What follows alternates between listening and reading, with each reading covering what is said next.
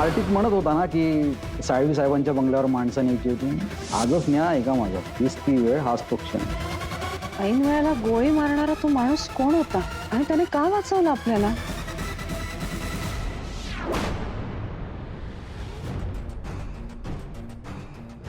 नायगाव पाटलाची अमराई आहे तिथे एक रिकामा घर आहे, तिथेच पैसे ठेवायचे. जाऊन जाऊन काय जाणार? 10 लाख रुपये ना, जाऊ दे. एकदा पैसे दिल्यानंतर ते पुन्हा पैसे मागणार नाही, काय गॅरंटी आहे? तुला जमणार आहेत का पैसे आणून द्यायला? तेवढंच सांग बस. मी करते ना प्रयत्न, म्हणाले ना मी तुला. Please stay calm, please. काय तीस गाणी? शर्मिला बदलू नका. दयानंद साळवी यांच्यावर आज कामगार स्वास्थ्य समितीच्या सभासदांनी हल्ला केला. अनेकदा लेखी निवेदन देऊनही त्यांच्या मागण्यांची दखल घेतली जात नाहीये असं कारण देऊन या सभासदांनी मंत्री साळवी यांना गराडा घातला. त्यांच्यावर शाई फेकली आणि त्यांच्या तोंडाला काळं फासण्याचा प्रयत्न केला. त्यांच्या अंगरक्षकांनी त्यांना त्या घराण्यातून कसंबसं बाहेर काढले. पण साळवी यांना या घटनेमुळे जबरदस्त धक्का बसला आणि त्यांना रक्तदाबाचा विकार असल्यामुळे तातडीनं दवाखान्यात हलवण्यात आलेलं आहे. या ज्वलंत प्रश्नाच्या पार्श्वभूमीवर काही दिवसांपूर्वीच त्यांच्या सुरक्षा व्यवस्थेत वाढ करण्यात आली. पण आज मात्र पोलीस नेमकी कुठली सुरक्षा देत होते यावर एक मोठं प्रश्नचिन्ह निर्माण झालं. ए शर्मिला, आवाज कमी कर. यांच्याच ड्युटीवर होता ना चिकू? हो मला वाटतं. हो मी हेच नाव ऐकलं होतं. हा अगं, मग हे सगळं घडत असताना हा कुठे होता?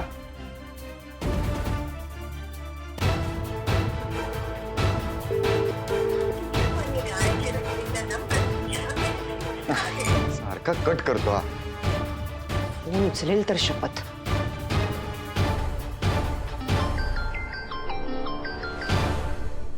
हॅलो.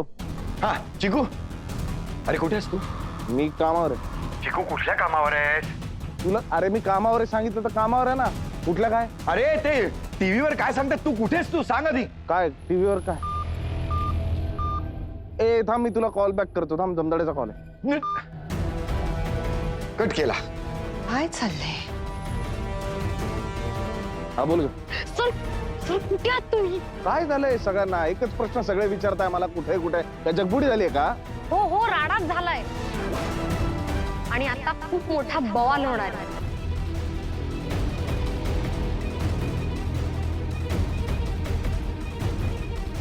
ए हेल्मेट, गाडी काढ. हाय बिला सोड. चल.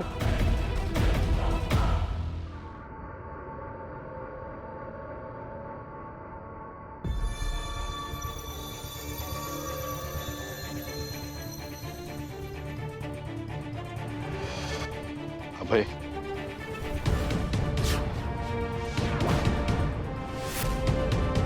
काय प्रॉब्लेम आहे तुझा? माझ्यावर पार्ट ठेवून होतास ना. काय करतो? अरे नाही असं काही नाहीये. काय बघायचं होतं तुला? मी सेफ आहे, काही झालं नाही मला. तुला सांगितलेलं ना. ए ही जागा माझ्या मित्राची आहे, मला काही होणार नाहीये. तू अभय हे बघ अभय, मला तुझी काळजी होती म्हणून मी आलो होतो रे. अरे ही जागा तशी बरी नाहीये आणि म्हणून मी तुला सोडून जाऊ शकलो नाही. अभय ऐक ना. अभय मला माहितीये तू तू तू चिडलायस माझ्यावरती, रागवलायस. माझा नाईलाज झाला म्हणून मी इथे गाडीतून थांबलो तुझी वाट बघत. अरे तुला कळतंय का? अरे कशी जागा आहे ही? खूप खूप खूप डेंजरस जागा आहे. अभय अभय अभय अभय ऐक माझं.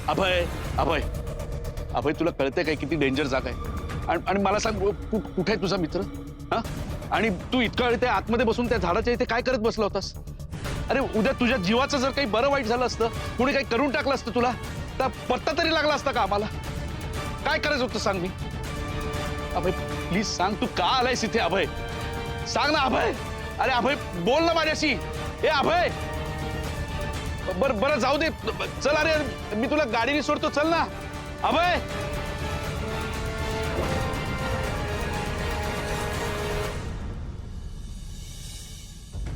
हे भोसले, कुठे होतास तू? कुठे गेला होतास सांग? कुठे होतास? उत्तर दे मला. सिनियरच्या प्रश्नाला उत्तर देणे इतकी शिस्त राहिली नाही तुझ्यात. काय चालवलंय तू स्वतःची चौकी, स्वतःचा कायदा चालवायला लागलास का? कधी ड्युटीवर यायचं, वाटेल तेव्हा ड्युटीवरून निघून जायचं. माझी परमिशन न घेता ड्युटी सोडून कसा जातोस तू?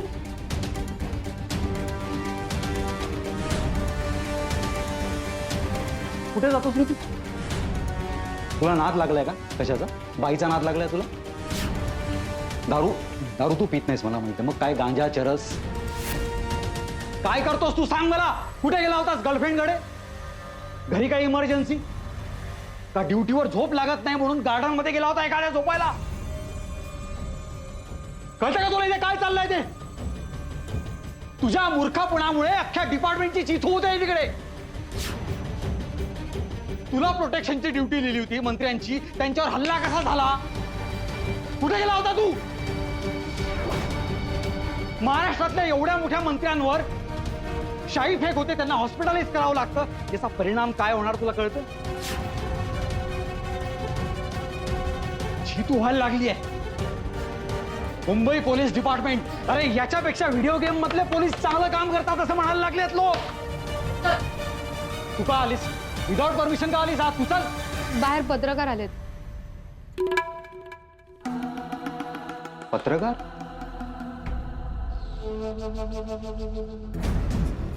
पत्रकार आले?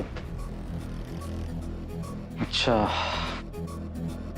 पत्रकार आलेत म्हणजे आता त्यांच्या प्रश्नांना उत्तरं द्यावीच लागतील. जसे मी तुला प्रश्न विचारत होतो तसे ते आता मला प्रश्न विचारतील आणि मला सगळी उत्तरं द्यावी लागतील, कारण मी उत्तर द्यायला बांधील आहे. मला उत्तर द्यायलाच पाहिजे. ठीक आहे, ओके, ठीक आहे. मी सांभाळतो त्यांना, बरोबर उत्तर देतो. तुम्ही फक्त पत्रकारांसमोर काहीही बोलायचं नाही. आपण आधीच माती खाल्ली आहे, ती माती आपण तिथल्या तिथे ओकायची नाही. क्लिअर? भोसले, नमदाडे, पत्रकारांसमोर काहीच बोलायचं नाही. चला.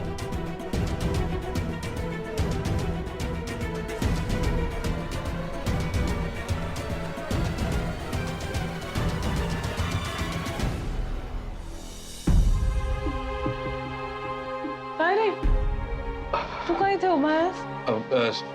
अगं तुझीच वाट बघत होतो. अरे अभय आला असेल, आत थांबायचंस ना, इथे कशाला? नाही, आलाय अभय, आलाय, आताच येतो.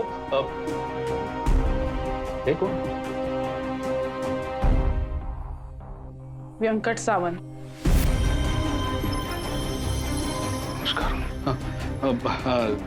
नमस्कार. खूप ऐकलंय तुमच्याबद्दल. मी सुद्धा ऐकलंय तुमच्याबद्दल, श्रद्धाच्या आईकडून. खूप वर्षांपासूनची ओळख आहे ना तुमची? हो, म्हणजे आम्ही कॉलेजपासून एकत्र आहोत. चांगलं आहे. अशी चांगली माणसं प्रत्येकाच्या आयुष्यात असावीत आजूबाजूला. आई आई आई काय झालं तुम्हाला? काय लागलंय का श्रद्धा यांना? पायाला लागलंय. डॉक्टरांकडे न्यायचं ना. नेणार आहे. पण मग आत्ता कुठं येत आहे? आम्ही बाहेर गेलो होतो. तू आधी सांग, तू इथे का थांबलायस बाहेर? अभय चिडलाय माझ्यावर. का? सांगतो, पण मला असं वाटतं ना आता अभय माझ्याशी बोलणार नाही, म्हणूनच मी तुझी वाट बघत उभा होतो. पण का चिडला काय तुझ्यावर? कारण आज दिवसभर मी त्याचा पाठलाग करत होतो.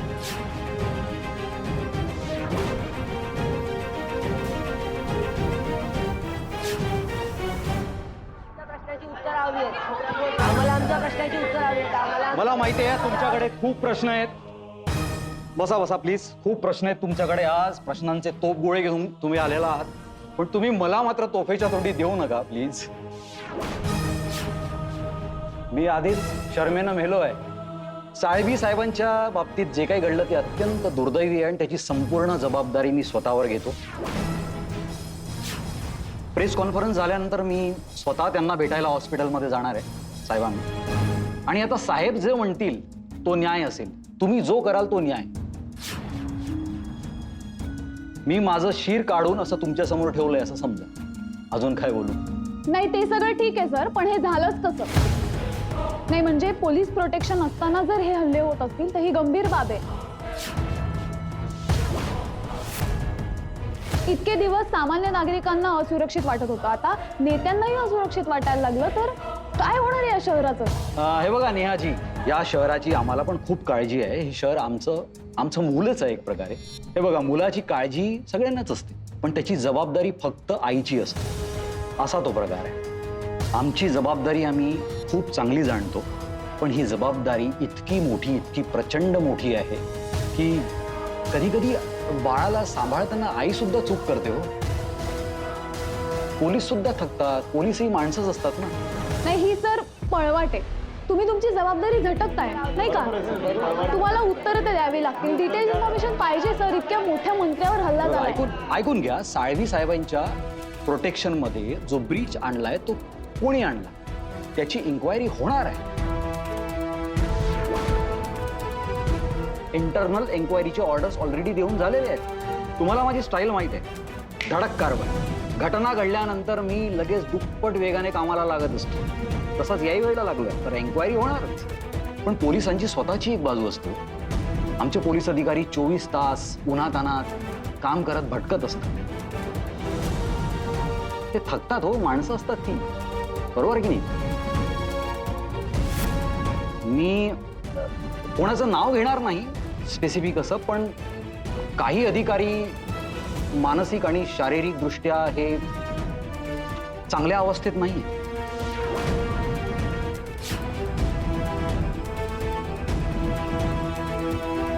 आय मीन मेंटल डिप्रेशन हे पोलीस डिपार्टमेंटमध्ये किती वाढत चाललंय कदाचित हे तुमच्या कानावरही आलंच असेल. प्रचंड ताण असतो, कामाचा ताण.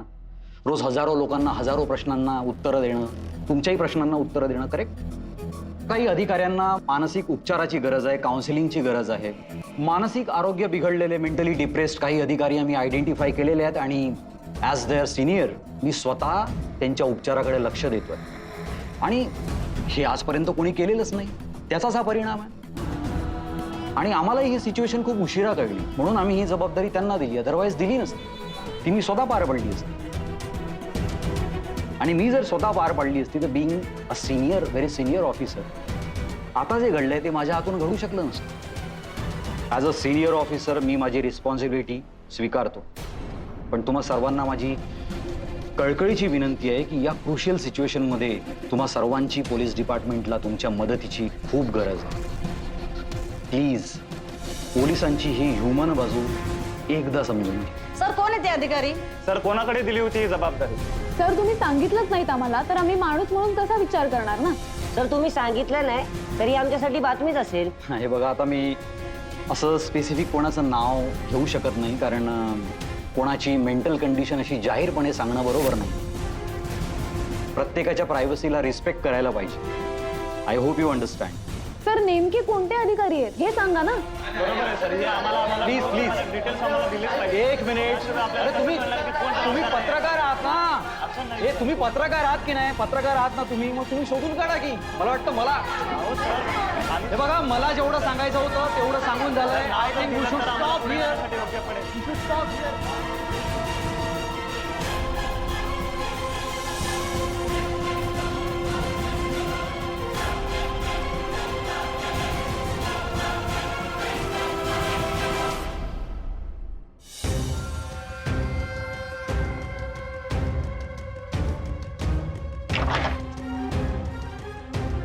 तुम्ही कुठे? काय तुझा फोन स्विच ऑफ येतोय? काय झालंय? इथे होते मी.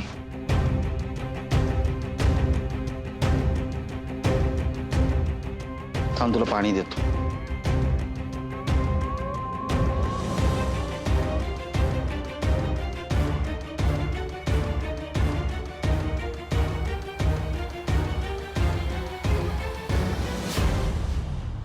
हे बघ अभय, प्लीज प्लीज माझ्यावर चिडू नकोस.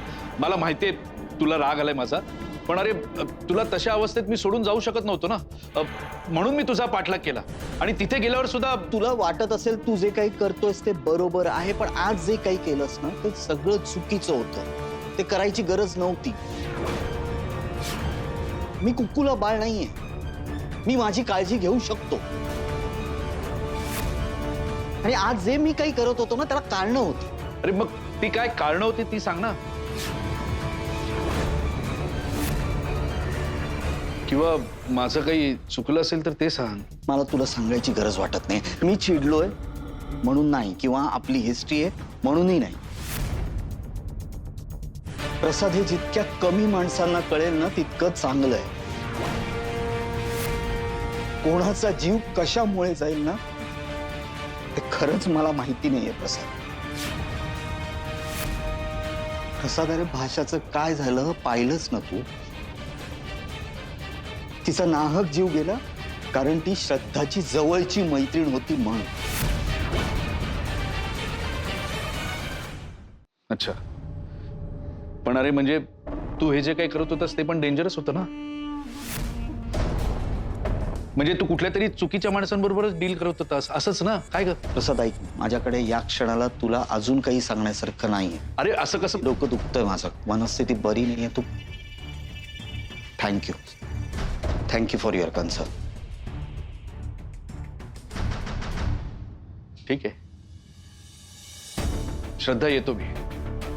आणि आता कसं आहे, श्रद्धा आहे, काका आहेत, आणि सगळ्यात महत्वाचं म्हणजे तुम्ही घरी आहात, सेफ आहात. काळजी घ्या. येतो. प्रसाद, हो, येतो.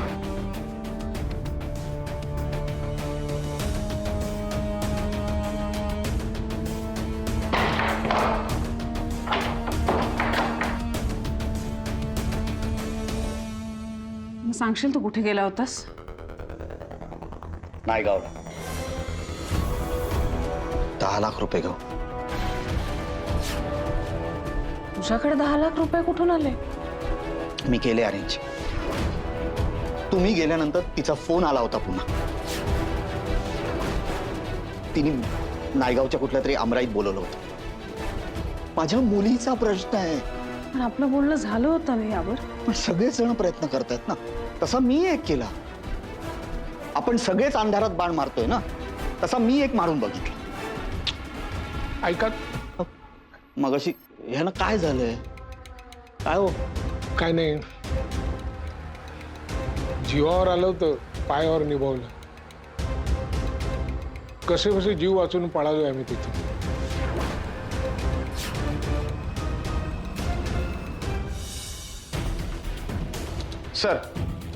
सर तुम्ही इथे? हा, अरे भोसले, हा फोटो बघ कसा आहे? चांगला आहे का? चांगला आहे सर. ते influential people from different fields असं ते आर्टिकल करतात मासिकवाले. सो आज नाही का ते पत्रकार आले होते, त्यांच्यातल्या एकाने मला फोटो मागितला. हा, देऊ? चांगला आहे? पाठवा सर. सर मी निघतो. अरे मला काय वाटलं की तुला कसं गाठायचं मला माहिती, तू ड्युटी संपली की घर गाठतो, त्यामुळे मग मी तुझ्याच केबिनमध्ये येऊन थांबलो. तू जा घरी, आराम कर. भोसले लकी आहे बरं का तू, तुला माझ्यासारखा सिनियर मिळाला. मग घरी जाऊन आराम कर तरी म्हणतो. नाहीतर आम्ही कितीही काम केलं तरी आम्ही खातोय शिव्या आपल्या. सॉरी सर, मी निघतो. अरे थांब, चहा घे.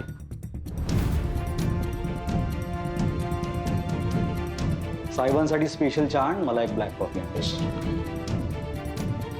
सर याची काही गरज नाही सर, मी आता घरीच जातो जेवणार. अरे खूप विचार करतोस तू. ये ये. टेन्शन का घेतोस तू? हे बघ, आमचे काका होते नागपूरचे.